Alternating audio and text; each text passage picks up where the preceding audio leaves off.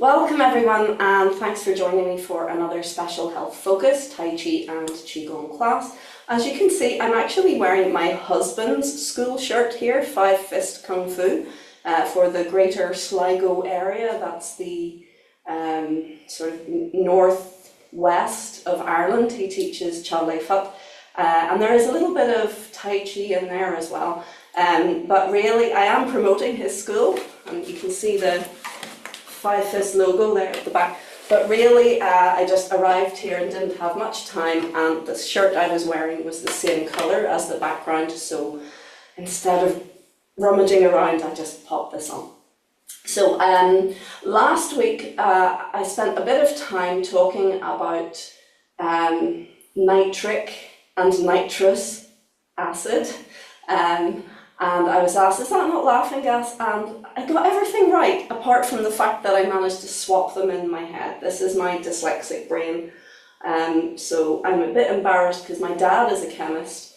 Actually, my husband is also a chemist, but I'm not. I'm an art person, and I get names confused. So the thing that we produce that is so beneficial for our immune system, for our nerve and muscle function, is actually called nitric acid.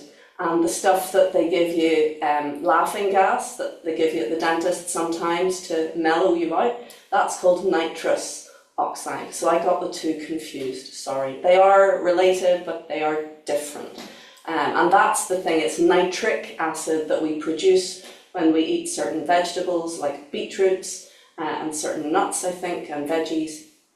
And when we hum, and when we breathe through our nose, even breathing through our nose can hugely improve our immune system and just general body function.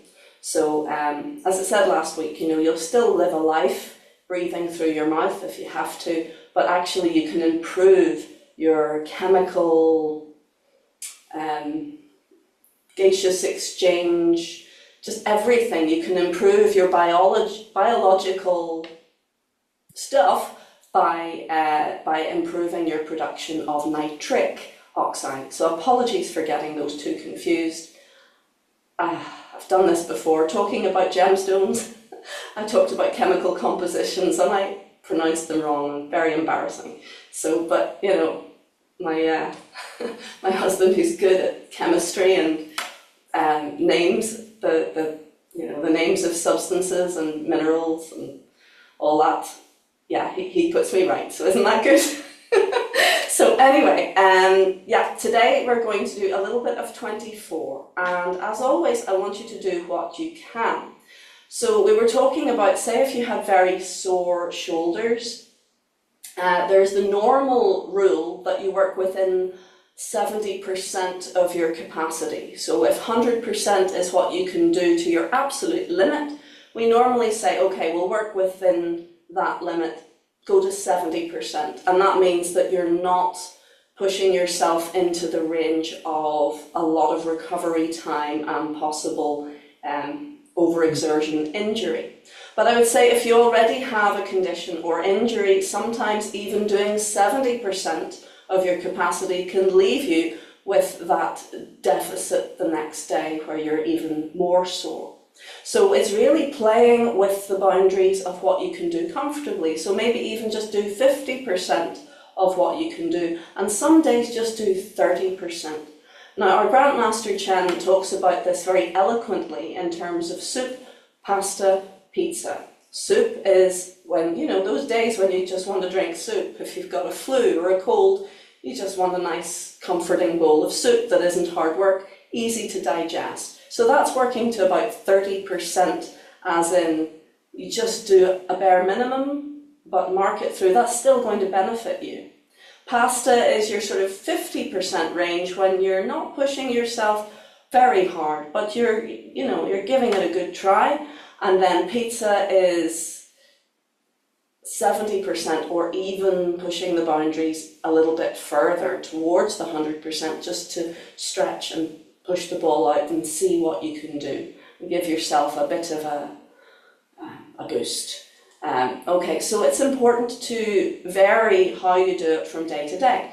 Now, if, say, as I say, I'm going to take the example of sore shoulders. It could be any body part, or it could be the whole body. But if your shoulders were painful and arm movements therefore were painful, then it makes sense to restrict the size of your arm movements and try to relax into smaller arm movements. However, the ethos of Tai Chi, this idea of working in harmony within your body, would suggest then that if you have to take small arm movements, therefore you should also take small leg movements. And you might think, well, my legs are fine, I want to work my legs. You can do separate exercises to work your legs, but actually if you're only able to do small arm movements, then keeping your stances small means that you will harmonize. Your hands will be above your feet, your elbows will be above your knees, and your shoulders will be above your hips. Whereas if you take big stance down low and small movements up high, you will not feel a sense of natural structural strength or harmony. So I recommend find your weakest link and work to that level. Don't try and find your greatest strength and try to make all of your parts work to that level, because then some of those parts will be straining well beyond the safe 70% rule. I hope that makes sense. So see if you can apply that today. Play with it. Sometimes it will look quite different if you're doing a small stance than if, say, you're doing a big expansive stance, but it can benefit you. So up you get, please, and I just want to demonstrate that a little bit more, because I have seen my students in the past doing rather curious things, and I was going, you didn't used to do that, why are you doing that? And when they explained what they were doing, I could see that they were trying to apply principles that I'd spoken of, but they were applying it incorrectly. So for example, I say relax your arms. You don't want to be holding a lot of tension in your arms. And I remember seeing one student in a nice wide stance and his arms were limp.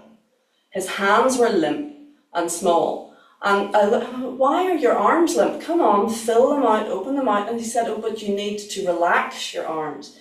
Yes, but relaxation is not the same as collapsing. So we can expand and still be relaxed. Whereas when we go limp like this, again, we lose structural strength because we don't have any kind of pung. We don't have that feeling of structure from the inside, from our cells. So I'm in quite a large stance here. So look, then that would mean I have a large stance up top. Hands above feet, elbows above knees, shoulders above hips. However, if I've decided that my arms aren't happy doing that, then in order to accommodate the hands, I would be here. So I would be in a smaller structure, but look, I'm not collapsing my arms in order to save them. When you collapse, actually you make life a lot harder for yourself. It becomes more heavy and more taxing and more painful. So if you're going to use your arms at all, please make sure they still express this concept of pung, this kind of vitality and expansiveness on the inside. So there, if I come closer, maybe you'll be able to see the difference. It's a small stance I'm doing now, but I have pung. Now, I've collapsed. Do you see the difference? Pung, no pung. Pung, no pung. So it's very useful to play with that so that you can experience structural strength. Structural strength is awesome because it means that you don't have to have hardly any muscle strength, but you're still very strong without even trying. So maintaining structure is important. Okay, so let's take right hand in fist, please, and left hand straight, and pull back the thumb. Bring the feet together, bring the hands together, and press forwards. Lovely. And relax down. I'd like you to open your stance, please, and we begin rolling into the four corners. And I'm just realizing I changed tops because this is high contrast, but it has short sleeves. My arms disappear. So I'm going to ask you to keep rolling, please, just for a few seconds. I'm going to pause the recording while I see if I can find a dark top real quick that has sleeves. So keep going, please, just for a moment. Good. Change direction, please. I've actually put this top on backwards because the first top I found has a sports brand on the front. So it's on the back for now. Breathe and relax, please.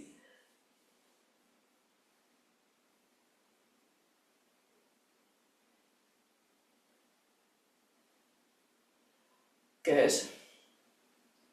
Okay, so let's just engage the hands. Keep them low, palms facing down.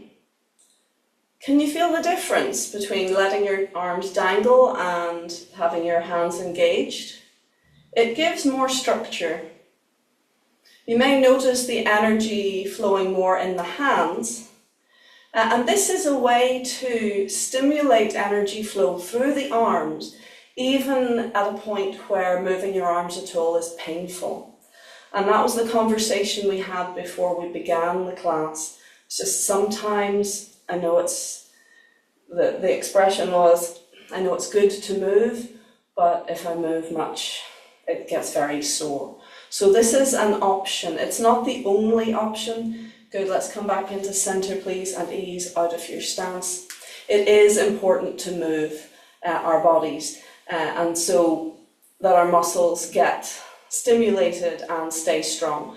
But even engaging in a static hold, just like standing practice, actually, you are building strength. You're building and maintaining muscle function. So if movement is out of the question, stillness practice is also good. Relaxation practice is very good, where you're deeply and mindfully feeling your way through all of the structures, as that guides the energy to be more abundant through those structures and help the structures stay strong as well.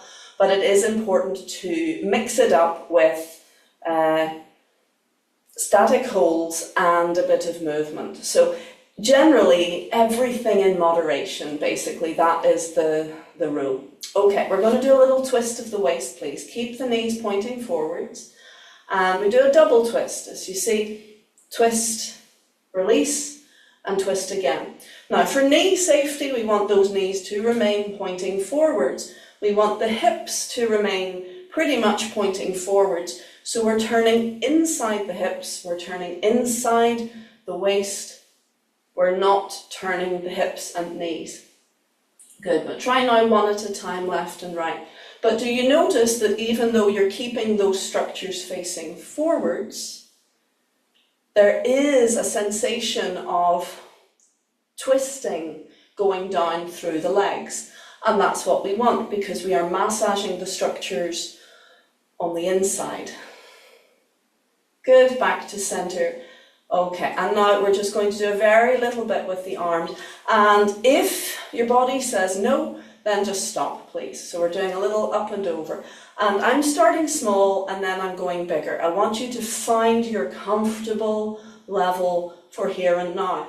Don't go by how big I can go. Go by how far you can go comfortably. Good, change direction, and again we'll start small. And it might be that small is all you want to do. It might be that small is more than enough. Good. Maybe you can go a little bit bigger. Consciously, each moment, breathe, feel, let go. Good. All right. And relax down. Good. And just a very gentle roll of the shoulders, please. And the other way.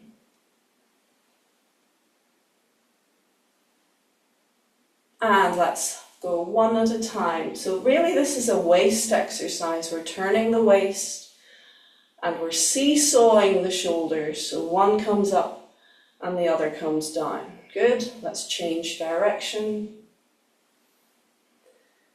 Good.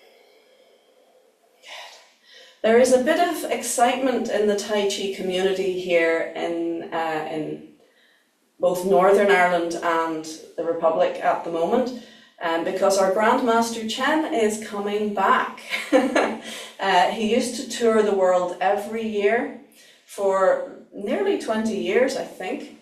But then he was given his own plot to build a school in Zhengzhou, in the birthplace of Chen style Tai Chi, and he hasn't been out since, certainly not to us. I think he's done a few tours to England, maybe America, I'm not sure, to various places, Poland. But this is his first time. He's coming in April for 3 days, and we're all rather excited about it. And I think, oh, we better pull our socks up now and start exercising. Good, easing from your stance, please. Okay, let's do a little bit of a leg exercise, so we step forwards. Now, really the arms in this exercise, they are energizing and relaxing, but they're also like a balance, a counterbalance, and engaging the structure. So if the movement, which is this, if the movement is out of the question, it might be for whatever reason, then what you could do is just keep, again, that static hold where you're just relaxing but keeping your hands relatively still. And you'll find even as you do that, they will describe a circle. So play with your practice. Always be prepared to adapt, adjust, tweak any little guidance to suit your needs. Now, I've seen that go wrong many times, where people have abandoned or not realized the martial implications of movements and turned it more into a kind of beautiful dance. And there's nothing wrong with that, but it ceases to be Tai Chi. So regardless, we must keep our feet planted as we do this exercise. Do not be tempted to lift toes and heels, because that uproots your system. Stay low and breathe. Good, and swap over. So I'm going to do it on the other side, and as you can see, if the arms are an issue, you can just let them float, and the momentum of your body movement will naturally glide them forwards and back, but it becomes, here's a word that's got me in trouble in the past, passive. It's a passive movement. You're not driving it, you're not carrying your arms, you're just letting them respond to the movement. You see, that is more balancing than trying to do it with your hands on your hips. You can try that if you like, and you'll notice that though it's possible, it's a lot harder for the system. I actually feel my system strain when I do that. Okay, forwards and up. Good. And a little shake out. Lovely. All right, we're going to do 2 minutes standing practice, and then we're going to go through our 24 form and just glide through whatever way you can. So that means, again, if your arms aren't up for the job today, take small steps and just engage the hands. Let the arms, the shoulders, just go on holiday. Let them relax. Okay.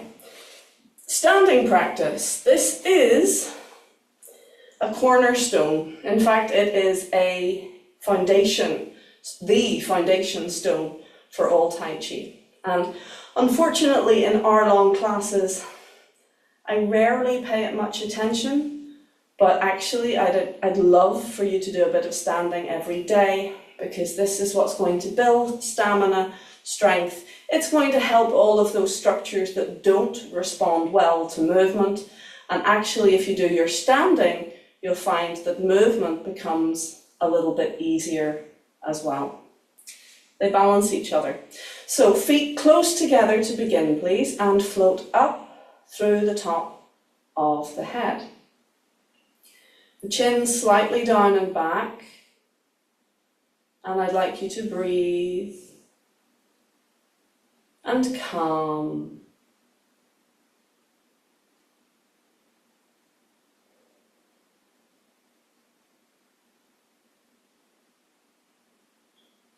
listen behind.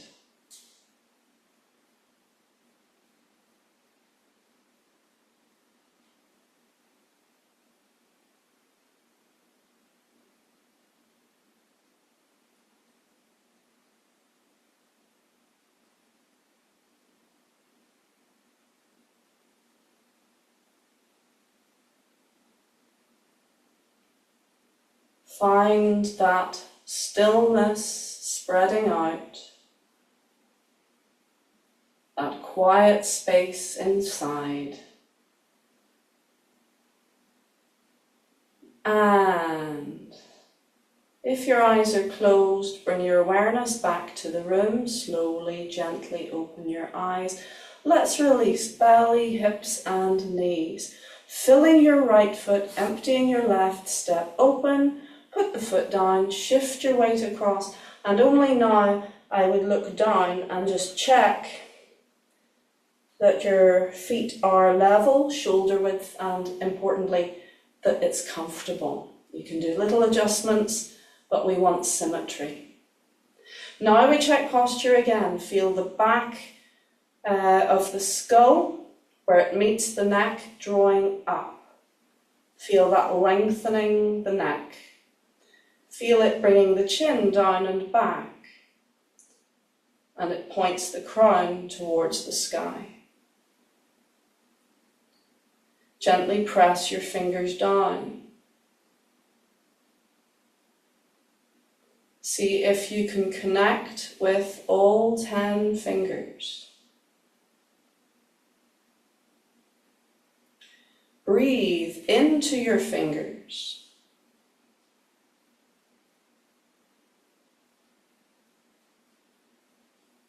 And when the feeling goes from a little tingle to more like a sensation of swelling,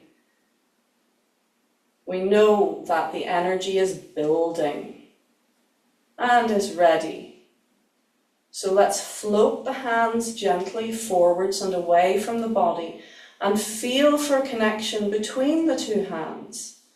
Feel for that strange little feeling of connection, like a magnetic barrier between your hands. And then you can float up to wherever is comfortable. So if that is comfortable and you're living with chronic shoulder pain, I would recommend you just stay there. But you can play with it until you find your most comfortable position. Very gently float the hands while keeping the shoulders, elbows, arms very relaxed. And the highest I would go to actually at this stage would be solar plexus height. And if you see from the side, my hands are quite close to my body. I'm not doing this big open bowl or a high open bowl, because that's for when your energy is so full that it's actually forcing your arms up and out. This is where we're taught to go to. And actually it is just like weightlifting. It is building strength in the arms, even though you're letting go for all your worth, letting go through the arms. So if it's painful, just let your arms hang. Feel the top of the head floating up, the chin down and back. Feel the spine hanging down. Feel all of the soft tissue releasing towards the floor.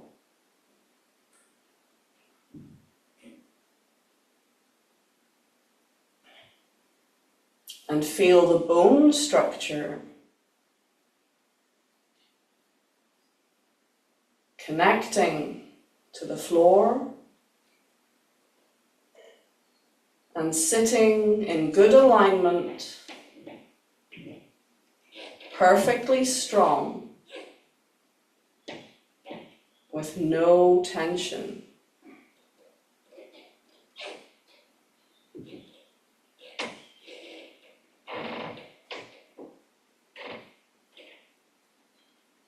Calm down.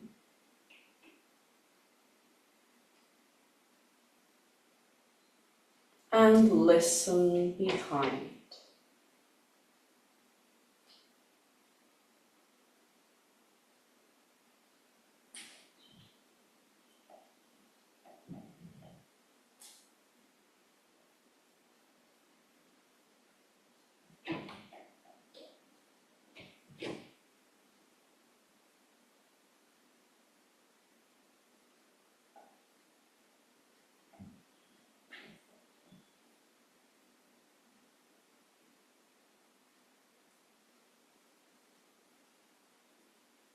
Relaxing your chest. Feel the crease between body and legs release and soften so the knees can roll in ever so slightly.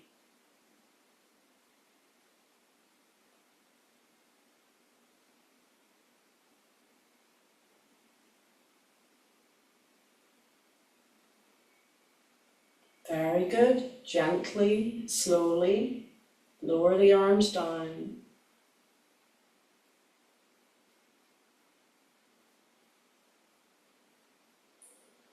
And cover center. Hug the elbows in so you can relax your hands against your belly. And that slight pressure of simply relaxing guides the awareness and the energy into the Dantian, our lower energy center.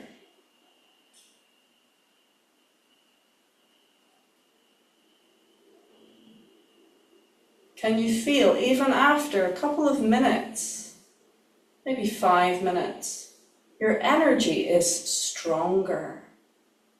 The hands are warm and tingling. I know some of you feel chronically cold, so you might not feel warmth. I've been there, trying to train in a very cold room. The body knows better and just keeps your organs warm. However, if you're in a relatively warm room, you will feel heat. Good. Relax your arms gently down. Fill right, empty left, and close. Recover, and a wee heel tap. Good. So whatever you're going through, whatever health issues, there is always some aspect of Tai Chi that you can access that will help rather than hinder. So if movement is an issue, standing practice is your friend. Now, I would recommend that you do combine standing with movement. It's not going to bring you balance if you only do standing practice. But you don't have to do conventional Tai Chi necessarily, or Qigong, to get the energy moving. Personally, I would recommend anything that's in a spiral or circle because that creates a vortex and wraps the energy around all of our structures rather than just relying on the normal meridian, least path of resistance mechanism. But you could do standing practice, and then if it's comfortable, you could go for a walk. You could do standing practice, and then you could lie down on your bed and just gently move. Just gently bend and stretch your legs, pump your legs, cycle your feet like you're on a bicycle. Any movement combined with standing practice is going to actually give you a feeling of vitality, well-being, stamina, endurance, fortification. It's all very positive. How long do you stand? It's up to you. You could start with 2 minutes, you could do 5 minutes, you can build it up. Just like any other exercise practice, best to start small in little bite-sized chunks. So my standing practice teacher said to me, look, it's better to do 5 minutes every day or 2 or 3 times a day than to do nothing for a week and then try and stand for an hour on one day. Because that's kind of like, sort of sitting watching TV for a week and then trying to run a marathon. That's not sensible, and it's not going to bring about the best health. So little but often, and it will definitely help. Okay, so now let us go to our 24 form. We'll do it gently once through today, and then we might finish with a wee guided relaxation. I'll see how you get on. I know one of you has to leave early, so just do what you can, please. If you need to slip on out, I know that that's going to happen. I'll not hold it against you. Okay, let's do the 24, and apologies for the blatant advertising. It wasn't meant. Okay, are we ready? 24, International Simplified Competition Style Form. Check posture.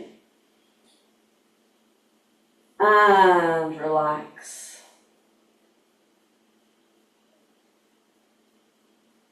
Calming down.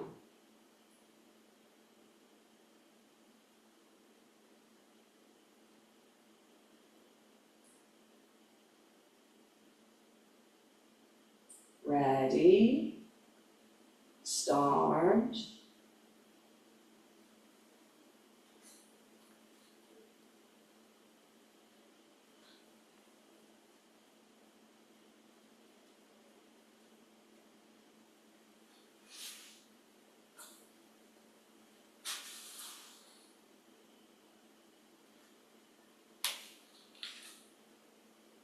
So I'm going to take slightly smaller steps today, so you can see what it looks like. We want to focus on harmonizing upper and lower bodies.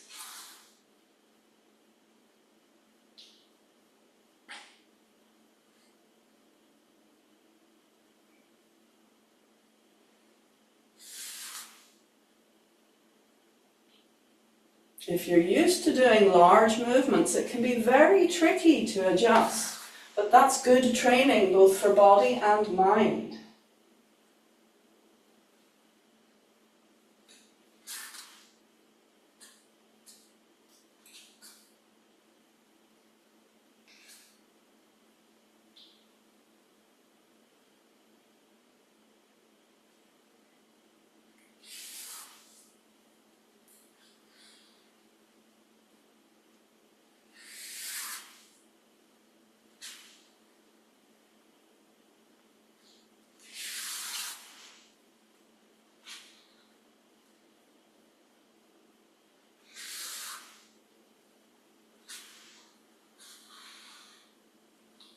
I'm going to step forwards. Okay, and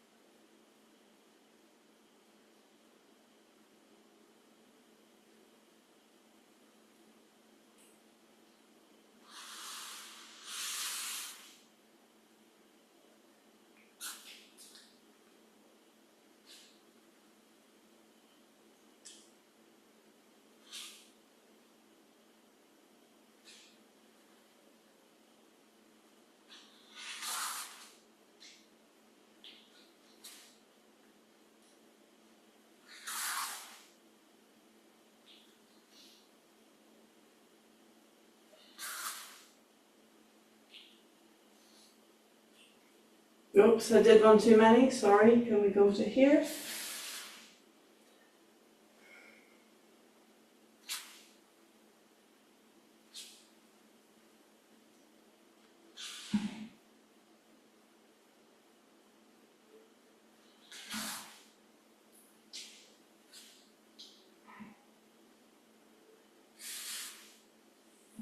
Okay, now if you're using small hand gestures, again that means a small kick. It doesn't necessarily mean low, but I think it's better.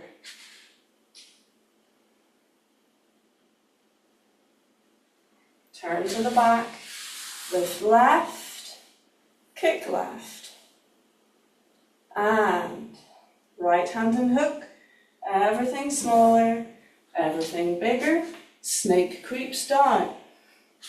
Turn left, right, left, feed into the left, right. So you could keep your foot to the floor if you like, but actually golden cockerel is compact. So you can still do a full lift if you can.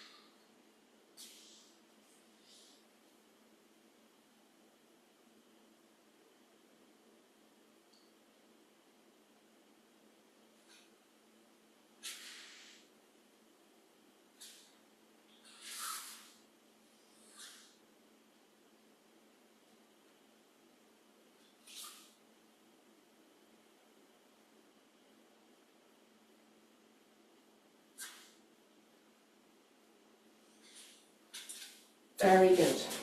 Okay.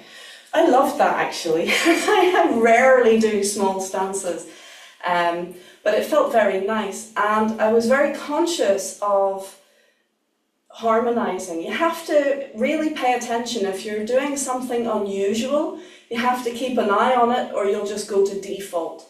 So you might be having, I don't know, for me, even if I was taking small stances, I may be tempted to go big with my arms because I'm so used to going big. But if your stances are small, in order to achieve that feeling of structure, the hands must be small. They must harmonize. So it's not a case of, well, my arms can do it, even if my legs can't. No, we're actually creating like a mushroom, heavy on top and small underneath, if we do that. And likewise, if I can do a nice, deep, big stance with my legs because I can, but my arms are hurting, that creates an imbalance as well. So it's really lovely to play with, folks. If you are feeling a little bit less than full power as you're taking small steps, feel for the place of power, feel for the connection, feel for the harmony. With practice, you will feel it. You'll feel weak, weak, weak, weak, weak, strong. And if you keep going, weak, weak, weak, weak, weak, there is that place where everything all of a sudden falls into place and you go, yep, that's my structural strength. It's a lovely thing I like to do with my students. I don't do much in the way of martial application with my students. Most of my students are often, retirement age or maybe older, but a really nice practice to do for them to engage and understand their physicality is to take a stance. I say hold it, and I come up and I press into their hands to see, do they have that structural strength, or have they blown the structural strength so that they crumple? I've even done it with a colleague who came to train with me. Incredible martial artist, but Tai Chi is relatively new for him, and he was applying principles from other aspects of the martial art, not Tai Chi, and I could see that his structure wasn't strong. I think I've mentioned this. So rather than giving him a lecture, I just came up and pushed him over, and you should have seen his face. It's instant understanding of that structure did not hold, that structure did not work. And so then I took him and I put his hands in the position that I wanted him to be in, and then I tested it again, solid as a rock. So it's not just mere mortals that have to worry about or concern themselves with getting our structural alignment right to get strength. It's true for all of us. It's a universal truth that if your structure is sound, you will be strong. And if your structure is off, you will be weak. Think of a house with a bad foundation. Doesn't matter how nice you build the house, it's going to have problems.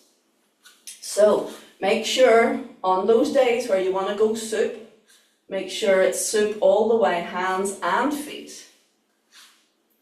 If you decide, actually, I think I could go to pasta, I think I could go a bit further, fine, but do once through your entire set in the one modality and then shift gear and try a little bit more.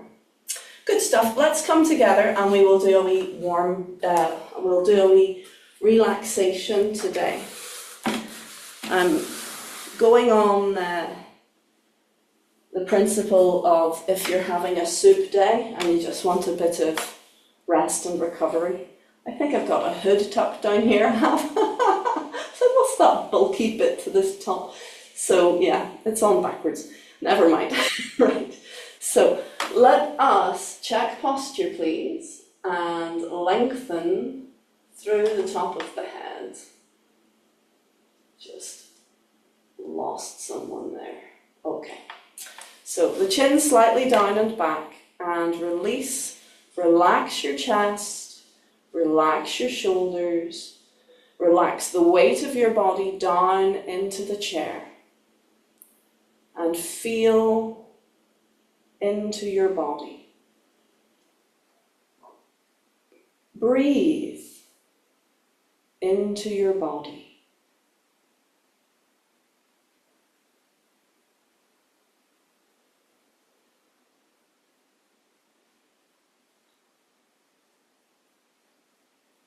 Now, each in-breath is fueling every cell in your system. So if we were to focus on the in-breath, you can do that now. Really pay attention to it and just let the out-breath sort itself out.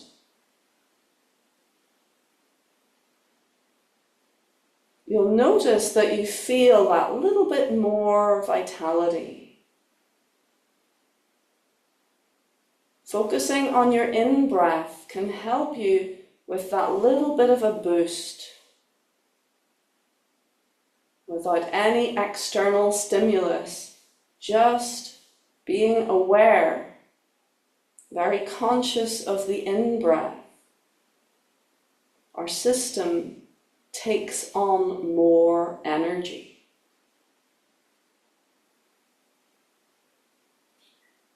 This is very useful when we're tired, if we have a long way to travel. Rather than going straight to the caffeine,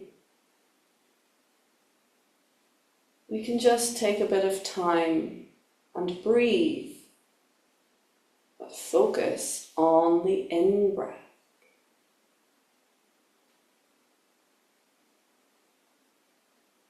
And just let the out-breath sort itself out.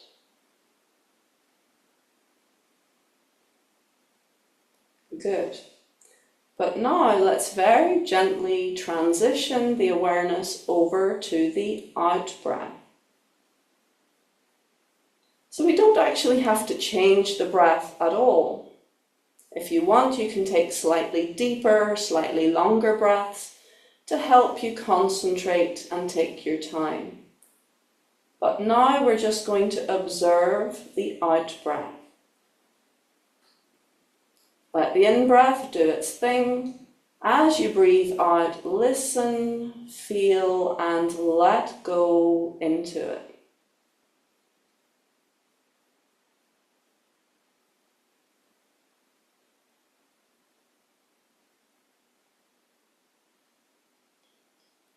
With each out-breath, it's like a silent sigh. every out-breath that we take gives our body an opportunity to let go of tension and let go of any waste products that it has created. We breathe out carbon dioxide. We breathe out waste products every time we breathe out, cleansing and purifying the blood, cleansing and purifying every cell in our body.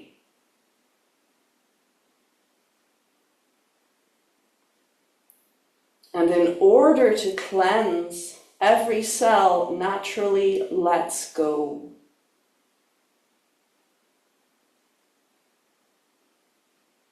It's like those little mushrooms called puffballs that give out their spores in a little puff.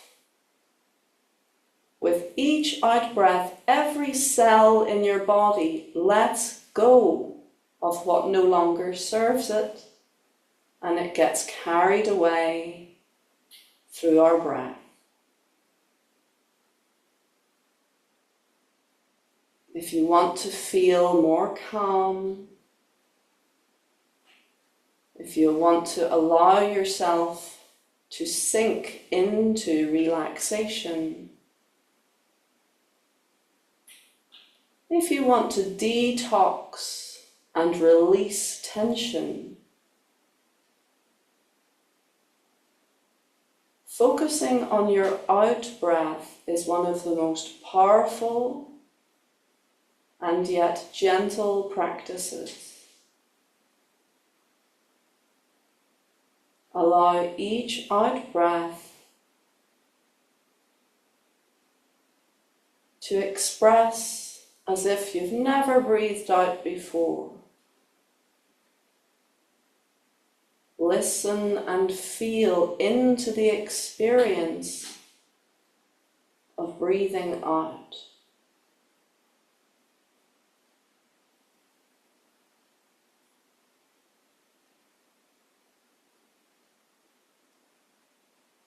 Notice your lungs. With each out-breath, they relax and become heavy.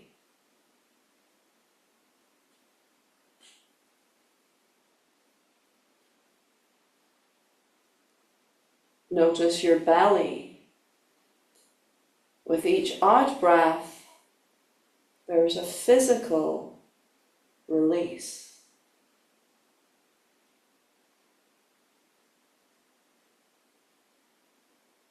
If there is any part of your body that has been painful, that has been tight,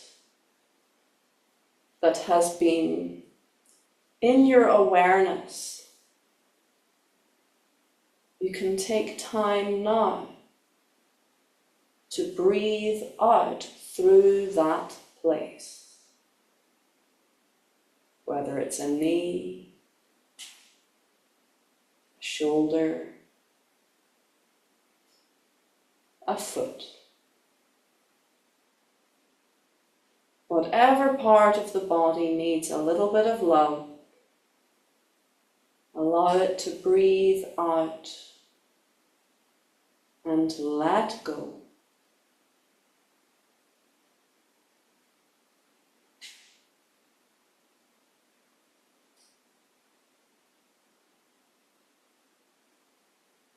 Good. Now we're going to bring our awareness back to the in-breath. If you have a place in mind that needs energy, that needs healing, we're going to breathe into that place now. Think of fresh energy flooding in like light.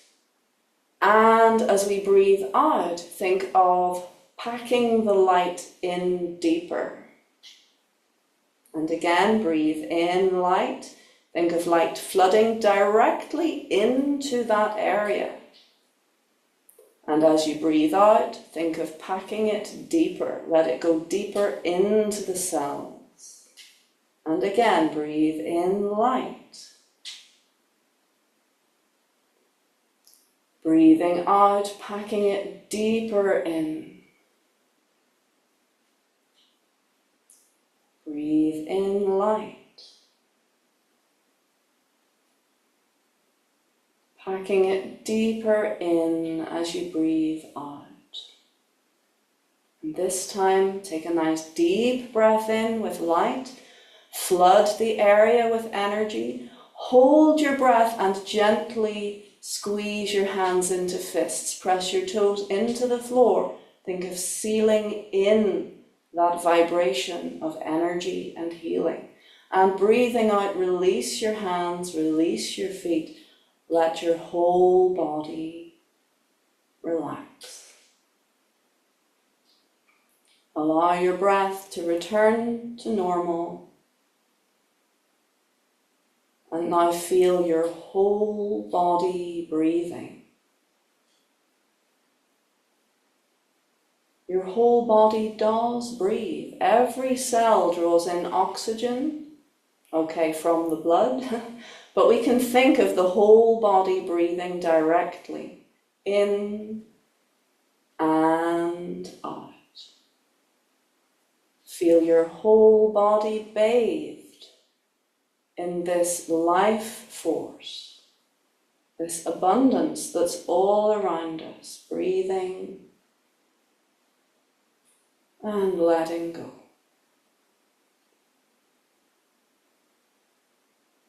And one more time, we're going to take a deep breath in. Think of flooding the whole body with light.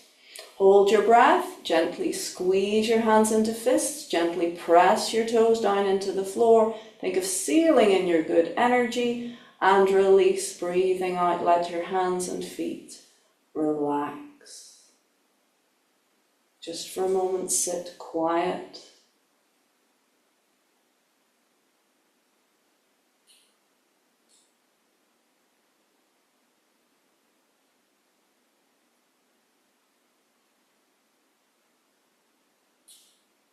Gently draw your hands in to cover your center.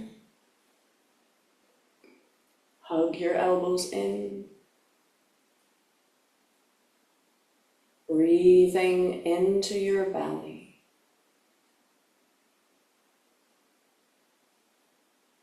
Feel your whole body release and allow the energy to focus gently through your hands into the very center point of your belly, a point of bright light, like your own tiny sun.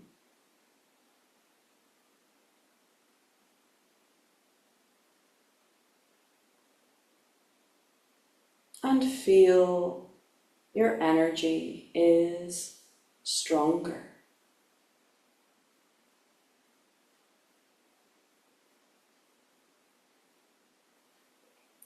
Beautiful. Well done. Let's gently feel into the body. Wiggle fingers, wiggle toes. Gently move a little bit more. Bringing your awareness back to your surroundings. And when you're ready, slowly and gently open your eyes. Very good, folks. I hope you have enjoyed your practice today. It was deliberately designed to be gentle and to cover those times when we're not feeling up to doing very much. We've all been there. We won't do that every week, but I thought it was nice to do today. And I hope you all have a wonderful weekend. I wish you the very best of health. Be careful in the upcoming storm. And I look forward to seeing you next time. Thank you very much.